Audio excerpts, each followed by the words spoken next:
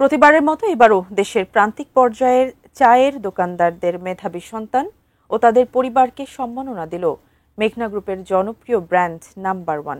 সকালে রাজধানীর গুলশানের একটি হোটেলে এসএসসি ও সমমান পরীক্ষায় জিপিএ 5 প্রাপ্ত ৬২ জন মেধাবীকে দেয়া হয় নাম্বার ওয়ান বাবার কৃতি সন্তান সংবর্ধনা ২০২৫। দেয়া হয় এককালীন শিক্ষাবৃত্তি, ক্রেস্ট, সার্টিফিকেট সহ নানা উপহার সামগ্রী। এ সময় উপস্থিত ছিলেন প্রথম আলোর ব্যবস্থাপনা সম্পাদক আনিসুল হক। এমজিআইয়ের পক্ষ থেকে ছিলেন chief accounts officer Mohammad Rahmatullah Khandakar, chief human resources officer Atiquzzaman Khan, head of accounts and senior general manager S M. Mujibur Rahman ও head of supply chain Rashedul Haque সহ মেঘনা গ্রুপের কর্মকর্তারা।